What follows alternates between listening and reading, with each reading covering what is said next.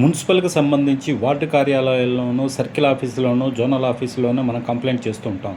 కానీ అక్కడ ఫిర్యాదు చేసినా ఎటువంటి ఫలితం రాకపోతే మనం ఏం చేయాలి?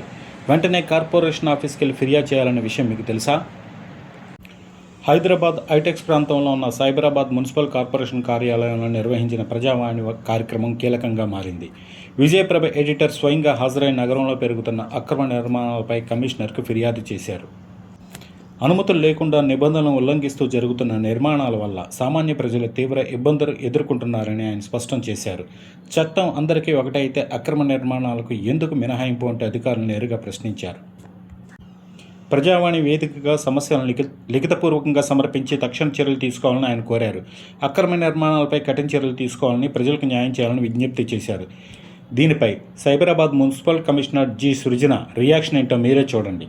వ్యవస్థ ఎఫెక్టివ్గా పనిచేయటమే, ఈ రోజు కంటే రేపు మెరుగ్గా పనిచేయటం, ఇంకా ఎక్కువ జవాబుదారీతని ఉండడం. కొన్నిసార్లు మేము రిజాల్వ్ చేసేసామని చెప్తాం తప్ప ఏం రిజాల్వ్ చేసాము, ఒకవేళ వాళ్ళు అడిగింది మేము చేయలేకపోవచ్చు, రూల్ పరిధిలో ఉండకపోవచ్చు. అప్పుడు రూల్ ఇలా కాదు, ఇలా ఉంది అని మేమే విపులంగా చెప్పేస్తే వాళ్ళకు కూడా కన్ఫ్యూజన్ ఉండకుండా ఉంటుంది. సో మేము మెరుగుపరుచుకోవాల్సింది ఉంది. ఫీడ్బ్యాక్ మేము తీసుకుంటూనే ఉన్నాం, దాని మీద పని కూడా చేస్తాం. చూశారు కదా కమిషనర్ మాటలు. సమస్య ఉంటే వాటిని పరిష్కరించడానికి ఎప్పుడు ముందుంటామని ఆమె తెలియజేశారు. మన దగ్గర మనకున్న సమస్యను అధికారుల దృష్టికి 1-2 సార్లు తెలియజేయాలి. ఎందుకంటే మన సమస్యలో న్యాయం ఉందని తెలిస్తే అధికార యంత్రాంగం తప్పకుండా న్యాయం చేస్తుంది.